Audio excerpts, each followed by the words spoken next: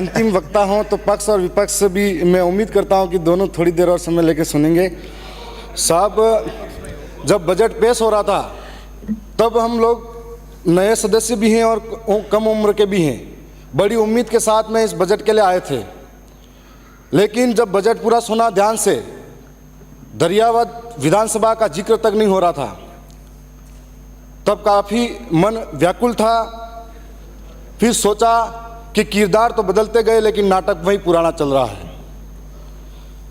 माननीय अध्यक्ष महोदय, बजट में जिक्र था पानी, बिजली, सड़क, विकास, और इस बार जो ये गर्मी के दिन निकले थे, मेरी विधानसभा के अंदर इस तरह के हालात बने हुए हैं कि कहीं कहीं ऐसा इलाका है जहां पर 1-1, 2-2 किलोमीटर तक पानी के लिए दूर दूर तरसना पड़ता है। कोई पानी की व्यवस्था नहीं है। साथ में बिजली की बात करें तो बिजली का आलम यह है कि क्षेत्र के अंदर, मैं सिर्फ पूरे राजस्थान का यह हाल है कि कब बिजली जा रही है कब आ रही है कोई पता नहीं है। और शहरों के अंदर तो बिजली दिन में 24 घंटे भी देते हैं, लेकिन गांव के अंदर पता नहीं इंसान रहते हैं या नहीं रहते हैं, इसलिए गांवों के अंदर बिजली नहीं देते हैं। 2 से 3 घंटा बिजली मिलती है। रात इतनी परेशानी, 4-4 महीने का, 3-3 महीने का बच्चा पूरी रात रोता है, उसकी माँ को कहता है, और माँ बाप सोच नहीं पाते हैं। किसान रोता है कि खेत तक जाए और पीछे से वापिस बिजली कट जाती है। यह आलम बिजली का है। माननीय अध्यक्ष महोदय, मैं सड़क की बात करूं तो हमारे साथ इस तरह का धोखा हुआ है कि आज़ादी के आज 75-76 वर्षों बाद भी मेरी विधानसभा के ऐसे कई इलाके हैं जहां पर आज भी रोडें नसीब नहीं है उन लोगों को, और आज इस बजट में हमारे इस तरह का कोई नाम तक नहीं आया। सड़क की बात करें तो बारिश के टाइम पे बहुत सारे गांव ऐसे इलाके में बसते हैं जहां पर अगर पानी आ जाता है, नाला भरा रहता है, तो उसको कोई मरीज बीमार हो जाता है, उसको इंतजार करना पड़ता है कि उस नाले को पार करो, पानी नीचे जाएगा तब। ये हालात बने हुए हैं। और एक विकास के नाम पर आदिवासियों के साथ में बहुत बड़ा धोखा हुआ। मैं बजट के बारे में बड़ी उम्मीदें लेकर बैठा था, न सड़क के लिए, न बिजली के लिए, न पानी के लिए कोई बड़ी व्यवस्था हुई। साथ में मैं कहना चाहूँगा कि माननीय शिक्षा मंत्री जी, ये बहुत बड़ा जिम्मेदारी वाला पद होता है, और उन्होंने बड़े शान से ये कहा कि आदिवासी इनके बाप की औलाद है कि नहीं, इनके डीएनए की जांच करनी चाहिए। तब मैं ये कहना चाहूँगा, ये बजट का पार्ट नहीं। माननीय अध्यक्ष महोदय, बजट का पार्ट नहीं है। बजट पे बोलिए। मैं ये कहना चाहूँगा, माननीय साहब, बजट पे बोलिए। मैं बजट पे ही आ रहा हूँ। ये बजट पे नहीं, आ जाइए, 3 मिनट ही है आपके पास। माननीय अध्यक्ष महोदय, मैं ये कहना चाहूँगा कि एक जिम्मेदारी वाले पद पर उनको आदिवासी अंचल के अंदर शिक्षा की व्यवस्था कैसी है, इस व्यवस्था की तरफ झांकना चाहिए था। हम लोगों ने मांग की थी कि 45-50 किलोमीटर दूर दूर तक मेरे भाई, मेरे जैसे नौजवान, मेरी बहनें जिनके लिए महाविद्यालय नहीं है उस क्षेत्र के अंदर, 45-50 किलोमीटर दूर दूर तक महाविद्यालय के लिए जाना पड़ता है। एक महाविद्यालय है जिसके अंदर 80 सीटें हैं, उनको बढ़ाने के लिए मैंने पीजी के लिए बात रखी थी, नहीं कर पाए। और आज ये आलम है कि हम लोग आर्थिक रूप से सक्षम नहीं हैं। पढ़ने वाला नौजवान प्राइवेट स्कूलों की फीस भरने के लिए अहमदाबाद, बंबई, गुजरात तक मजदूरी करने जाता है। तो ऐसी स्थिति में हमने कॉलेज की मांग करी थी, बालिका महाविद्यालय की मांग करी थी, हमने नर्सिंग कॉलेज की मांग करी थी। हमारे क्षेत्र के अंदर किसान बहुत सारे हैं जिनके पास नॉलेज अच्छा है, लेकिन किसान कृषि महाविद्यालय नहीं है। आज इस क्षेत्र के अंदर हम लोग इसीलिए कहना चाहते हैं कि आदिवासी को गाली देना आसान है, लेकिन उनकी समस्या समझने को तैयार नहीं है।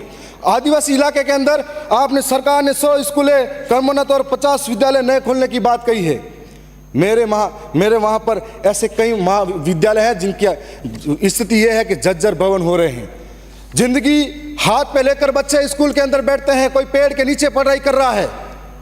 और इस स्थिति के अंदर हम ये सोचते हैं, उम्मीद थी कि इस बार नए स्कूल कर्मोन्नत भी होंगे और नए हमको भवन भी मिलेंगे। आज जो देश का निर्माण करने वाला बच्चा है, आने वाला भविष्य है, उसके लिए शिक्षा की कोई व्यवस्था नहीं है। इस तरीके से हमारे साथ बहुत बड़ा अन्याय और धोखा होता जा रहा है। अगर बजट सत्र के अंदर बहुत बड़ी उम्मीदें थी, और साथ में जो खाद बीज की बात किसानों के साथ की जाती है, अभी हाल ही में बीज दिया गया था। ऐसी स्थिति थी कि 30% लोगों को बीज बांटा गया, 70% को नहीं मिला, और आपस में गांव में लोग लड़ाते रह गए और जनप्रतिनिधियों के साथ गाली गलौज करने पे उतर गए। हर साल किसानों के साथ में कालाबाजारी होती है खाद के नाम पर, और हर साल खाद के नाम पर कालाबाजारी के अंदर ये जो कंपनियां हैं, इन कंपनियों के मार्फत से किसानों को जो नहीं चाहिए वो भी जबरन थोपा जाता है। साथ साथ में इस तरीके की कंपनियों पे भी कार्रवाई होनी चाहिए। हीको पॉइंट और हमारे क्षेत्र के अंदर 2 बार किसानों ने बड़े आंदोलन इसी वजह से किए थे और कई किसानों पे मुकदमे हुए थे। हाल ही में एक हमारी ग्राम पंचायत सियार थी, वहाँ पर लोगों को लगा कि ये निःशुल्क है, बांटने के लिए आया गया है, तो लोग चढ़ गए और लेके चले गए। उनकी स्थिति ऐसी पैदा होगी, सब पे मुकदमे लगे लूट मार के। तो ये स्थिति ऐसी पैदा होती है, तो हमको सोचना पड़ेगा कि वो किसान जो अन्न उगाकर पेट भरता है पूरे देश का, उस किसान के साथ में ऐसी दुर्गति होती है। माननीय अध्यक्ष महोदय, ट्राइबल क्षेत्र के अंदर हम अगर शिक्षा की फिर भी बात करें तो हमारे इलाके के अंदर जो 12वीं 11वीं कक्षाएं हैं उनके अंदर व्याख्याताओं की कमी है, कोई पढ़ाने वाला नहीं है। जो संविदा पर लगे हुए थे उनको भी बाहर निकाल दिया, थोड़ी बहुत जानकारी देते थे और बाहर निकाला तो ठीक है। माननीय अध्यक्ष महोदय, मैं ज़्यादा टाइम नहीं लूँगा। मैं यही कहना चाहूँगा कि हमारे इलाके के अंदर आज संविधान के अंदर 5वीं अनुसूची है, इस 5वीं अनुसूची का जिक्र संविधान के अंदर सदन के अंदर होना चाहिए। 5वीं अनुसूची के अंतर्गत अनुच्छेद 244(1) क और 13(3) क के तहत न लोकसभा न ग्राम सभा सबसे ऊंची, न लोकसभा न विधानसभा सबसे ऊंची ग्राम सभा, ये उसके अंदर लिखा गया है, लेकिन आज उसका अनुपालन नहीं किया जाता है। बुकिया, जगपुरा और हमारे वहाँ पर अभी आमुलवा, राटड़ी, डगोचा, वहाँ पर सोने की खान यूँ करके आदिवासी की ज़मीनें लूटने का कार्य किया जा रहा है। माननीय अध्यक्ष महोदय, मैं सबके लिए समान है। माननीय अध्यक्ष महोदय, मैं आपका संरक्षण चाहूँगा, 2 मिनट का और समय चाहिए मुझे।